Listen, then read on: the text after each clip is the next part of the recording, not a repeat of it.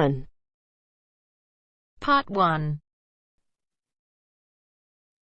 You will hear a woman being interviewed by a market researcher in a health club about her membership of the club. First, you have some time to look at questions 1 to 5.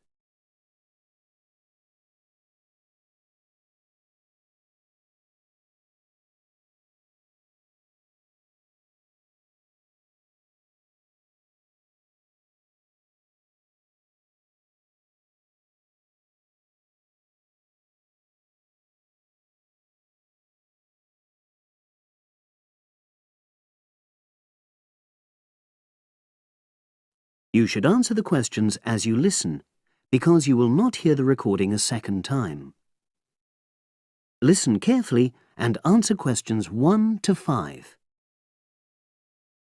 Oh, excuse me. I wonder if you'd have the time to take part in some market research.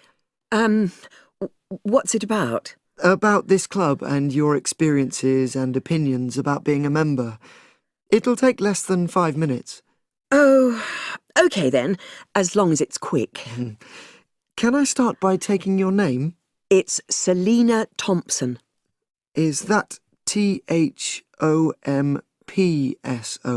Yes. Okay, great. Thanks.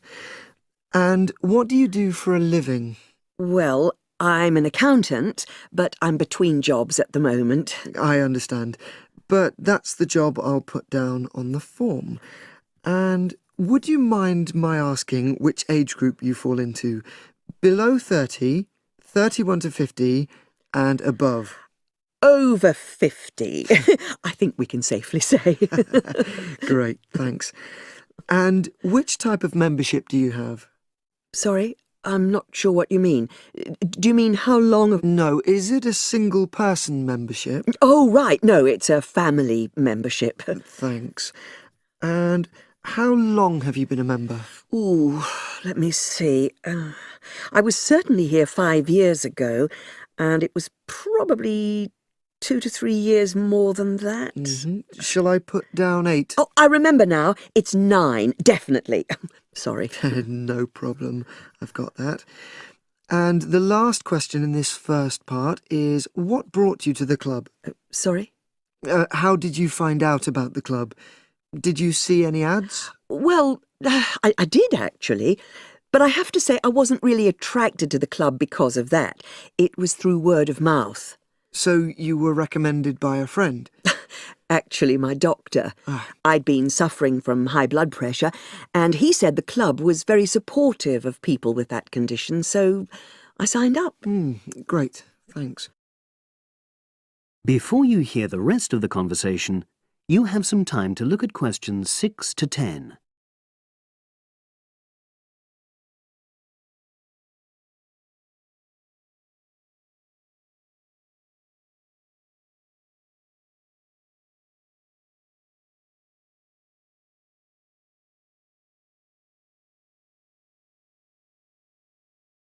Now listen and answer questions 6 to 10. Now, for the second part of the form, I want to ask a bit more about your experience of the club. Sure. How often would you say you use the club? It varies enormously, depending on how busy I am. Of course. But on average, per month? I'd say it averages out at twice a week. OK, so 8 on average. Yeah, and 4 of those are aqua aerobics classes. That leads me to the next question. Would you say the swimming pool is the facility you make most use of? Fair to say that, yep. Right, thanks. And are there any facilities you don't use? One area I realise I've never used is the tennis courts. And there's one simple reason for that.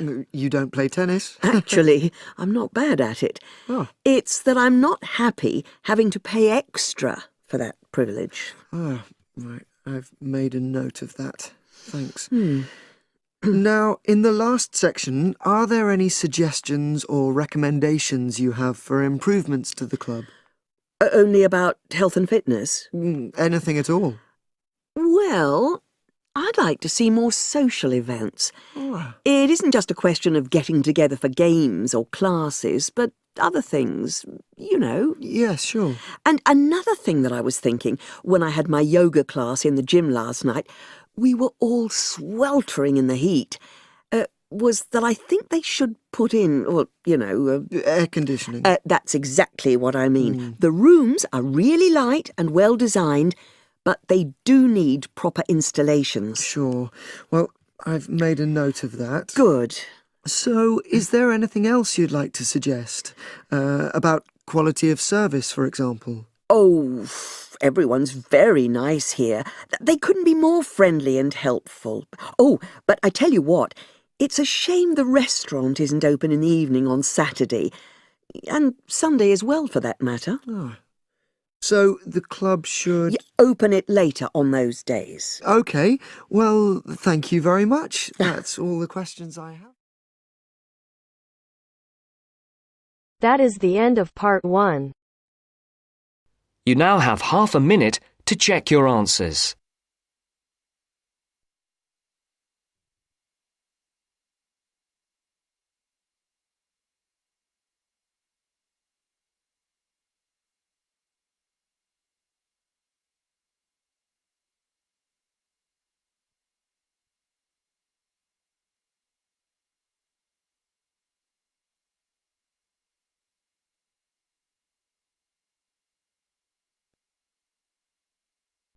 Now turns to part 2.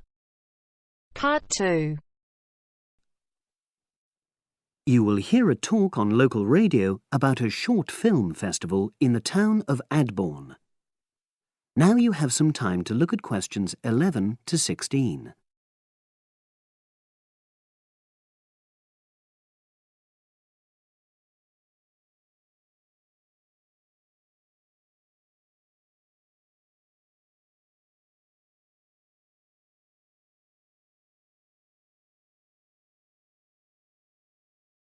Now listen and answer questions 11 to 16.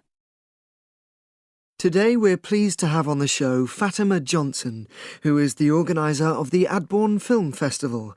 Welcome, Fatima. Hello. Can you tell us a bit about the background to the festival and what it brings to the town? Well, the festival was started in 1996 by the then Mayor of Adbourne, Joanne Smith. She wasn't a filmmaker herself. She'd actually been a very energetic tourism development officer for many years. But Adbourne had run a classical music festival, which had been becoming less and less popular in recent years. Joanne was looking around for something to replace it, and to use funds allocated to it to promote something which local people can enjoy. Great. So tell us about the festival nowadays. Well, it's held in the last 2 weeks of August every year, and short films from all over the world are shown in 3 places, in the theatre and our 2 cinemas. Several films are shown in one performance, and the whole thing lasts about 90 minutes.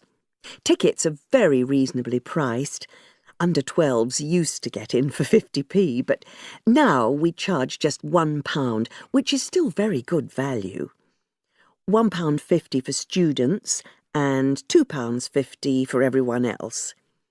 Performances are advertised all round town and also on our website, www.adbournefest.com.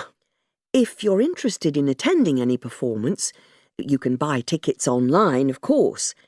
And you can also get them in the library, which is right next to the main shopping area. I'm afraid this year tickets are no longer available from either of the 2 cinemas because of restricted opening times. I understand you also run a film competition? Yes, for under 18s. We have a different theme every year. Last year, for example, the theme was Future Planet, and the winner was a 10-minute documentary encouraging youngsters to be more aware of environmental issues, focusing on getting school kids to cycle to school instead of going by car. This year, the theme is Sporting Nation, so there'll also be lots of ideas to choose from. Now, we're always on the lookout for new local talent, so if you live in the Adbourne area and are under 18, you should have a go. We have an excellent prize every year donated by local businesses, shops, hotels, etc. This year, you can win a high-spec movie camera worth over £800. Application forms are on the website, and the deadline for sending in your film to enter the competition is the last day of July. It's May now, so you'll have the whole of June to be working on it. Now you have some time to look at questions 17 to 20.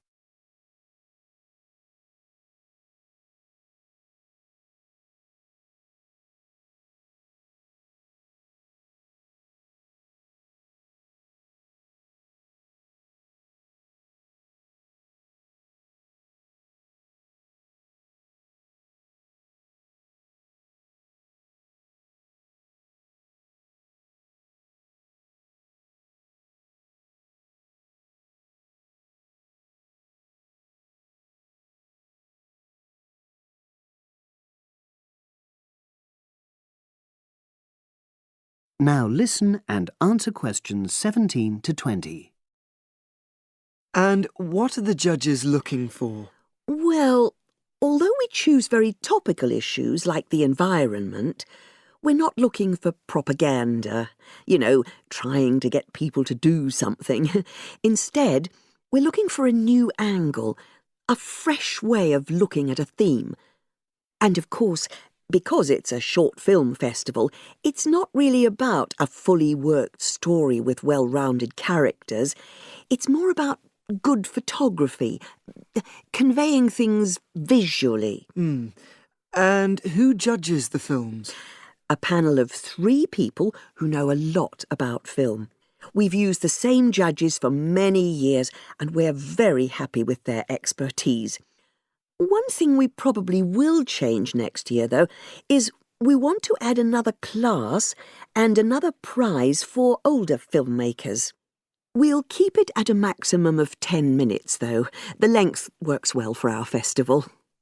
We also want to use different venues for the film shows, such as community centres and at least one school. It might make performances more accessible to a wider audience. We did explore the possibility of having late-night showings, but that's unlikely to happen in the coming year. So, as I say, if anyone's interested in submitting a film for our competition, go onto our website and you'll be able to access everything.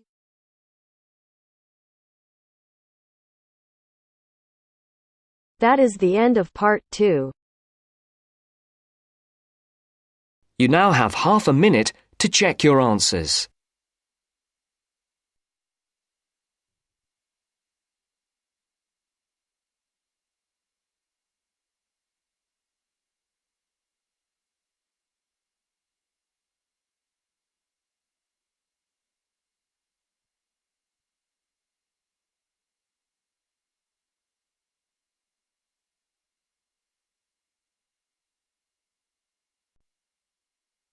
Now turns to part 3.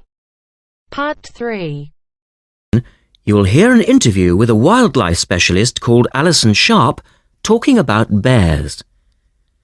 In the first part of the discussion, they are talking about the history of the bear. First, look at questions 21 to 23.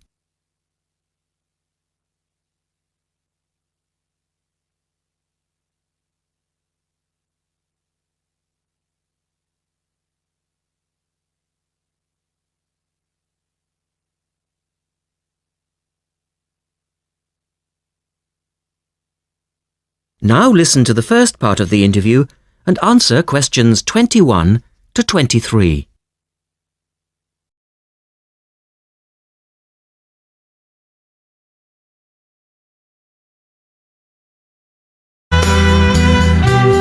Alison Sharp has spent much of her life researching bears, and in particular, bears in danger of extinction. She is the author of a recent book on bears, and we welcome her to the studio today. Thank you.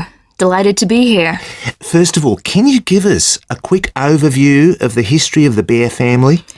Well, the bears we know today actually have as their ancestors bears which have been evolving for some 40 million years. We have fossils of the earliest true bear, and it's important to emphasize this because some creatures are called bears but are not. Such as koalas, for instance. Yes, exactly. Fossils of the true bear show a small dog-size animal with characteristics that show a blending of dog and bear traits. So the general belief is that dogs and bears were of the same family? Yes, that's the theory. And then we see the arrival of the early cave bear. We know from cave drawings that Neanderthal man used to worship this bear and at the same time fear it. Understandable, perhaps. Yes, but they need not have worried because the cave bear only ate plants. In fact, the cave bear survived 2 ice ages, but then became extinct.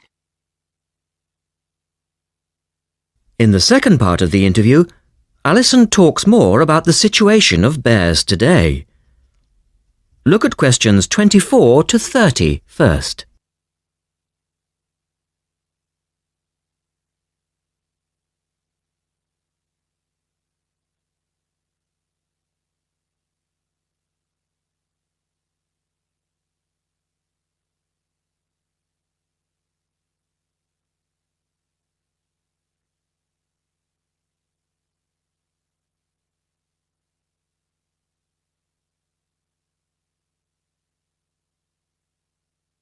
Listen carefully and answer questions 24 to 30. So, how many bears can we find today? And are any of them in danger of extinction? Well, I'll answer your first question first. There are 8 species of bear in all, among them the American black bear and the brown bear, from which evolved the newest species of bear, the polar bear. So, how old is the polar bear? Oh, he's a relative newcomer, just 20,000 years old. And could you tell us a little about them? Which is the largest bear, for instance? Well, the largest bear existing today is either the polar bear or the brown bear. Right. Don't we know? Well, it depends which criteria you use. The polar bear is the heaviest. The male weighs up to 1,500 pounds, but his narrow body actually makes him look smaller than the much more robust brown bear. So, the brown bear appears the biggest. Yes. And the smallest? Well, the sun bear is the smallest of the 8 species. They only weigh between 60 and 145 pounds. That makes him a comparative junior. Yes. And then next we have the so-called giant panda. But that's a small bear too, comparatively speaking. And are all bears meat eaters? No, not at all. In fact, the giant panda is almost entirely herbivorous, living on a diet of 30 types of bamboo. Ah, yes, of course. Pandas are famous for that. And another interesting bear is the sloth bear, which eats insects, particularly termites. He can turn his mouth into a tube and suck the insects out of their nests. So, going back to my second question, are bears really in danger of extinction? Yes, indeed, they are. The sun bear in particular, as they've been hunted almost out of existence. And the habitat of the panda is also being reduced on a daily basis. Can anything be done to reduce the threat to these endangered species? I know, for instance, that it's very hard to breed bears in captivity. Yes. Well, I think that by raising people's awareness generally, we can reduce conflict between humans and animals, to stop the slaughter in parts of the world where bears are still hunted, supposedly in self-defense or to protect livestock, but often quite unnecessarily. And we can also encourage governments to preserve the natural environment of the bear, rather than allow the areas where they live to be systematically destroyed in the name of progress. Yes, of course. And in addition to these global efforts, all profits from the sale of my book will go toward the United Nations Bear Protection Program. That's wonderful. And with the news coming up, thank you for your time, Alison, and best of luck with the book. Thank you very much.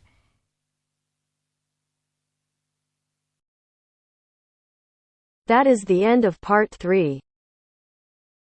You now have half a minute to check your answers.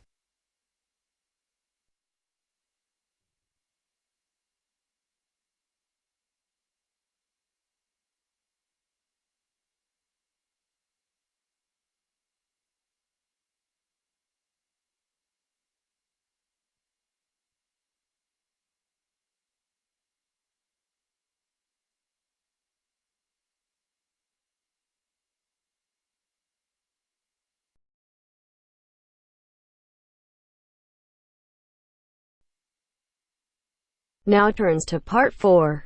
Part 4. You will hear part of a lecture on wildlife. Listen carefully and answer questions 31 to 40.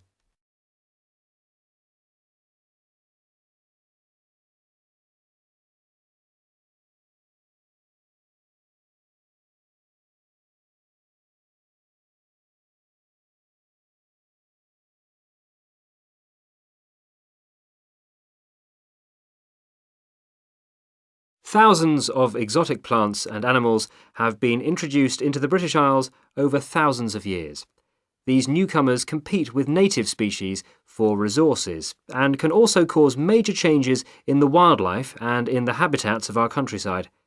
The problem is not just British, of course, but global, and it has been going on for centuries. One good example of this I'd like to mention today is the European starling. The starling to us in the UK is a fairly ordinary little bird, about 12 inches long. In flight, it appears to be black or grey with tiny white spots. So it's a very ordinary-looking, almost dirty-looking bird. It nests in trees and buildings and can be found in the country and in towns. It travels in large flocks, leaving the nests in the morning and returning in the early evening. It feeds on insects and fruit. Its native range includes the British Isles and Finland, but it is also found in most of Europe and parts of Asia and Africa. In the British Isles and Finland, however, it has suffered a huge decline, and in these countries there is an effort to conserve the species. It is a different story in some of the places where it has been introduced. For example, the population in the USA is estimated at 170 million birds. Also, they are becoming a big problem in Australia and New Zealand. Starlings, as I have said, nest in trees, and it has been found that they are more aggressive than native species, native that is to Australia and New Zealand, when they are looking for nesting places. They therefore compete with native species for nests, and also they drive those species away from nests. So, this nest-building activity causes harm to native species, but also they are a nuisance to humans. They gather in large flocks of thousands of birds and feed together on commercial crops. This causes great financial damage to farmers. And they also make a mess, both in the town and the countryside. There is also the problem that starlings may carry diseases which affect both humans and other animals, although this has not been really confirmed and we are waiting for more work to be done on this. The question arises, what are we to do about foreign species which not only do damage to native species but interfere with human activity? We have 3 approaches in theory, but usually it is not a free choice between them. Usually we have to do the best we can and that money will allow.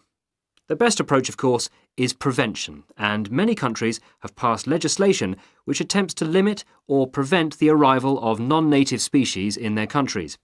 In particular, there are many international regulations on how and where ships may pick up and deposit water, and this is a major contribution to preventing the accidental transport of fish and organisms by ship, since accidental transport by ship is a frequent cause of fish and other creatures going from place to place.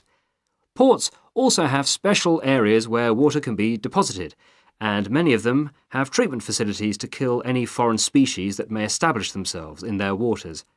For fish and organisms that live in water, these international regulations are useful, but obviously not all species can be dealt with in this way. Sometimes it is simply too late for prevention. Then we have to consider eradication or management. By management, I mean that we have to decide how best to live with the new creatures and how to keep their numbers down. However, this becomes not only a scientific question, it can be a matter of choice what population level of an invasive species we want to maintain. This choice involves costs. There is the cost of living with the species, and there is the cost of managing the species over time, and species management is usually a long-term business without any foreseeable end. However, there is not just the economic aspect to this question. We can also consider the ethical point. How should we treat animals which we have, sometimes deliberately, introduced into the environment? Is it permissible just to exterminate a number of them convenient to ourselves? The most important decision has to be made in the political forum, whatever considerations go into the making of that decision. These questions are relevant also to the approach of eradication, which is another option, but which does not have an encouraging history. Many attempts have been made to eradicate introduced species. That is the end of part 4. You now have half a minute to check your answers.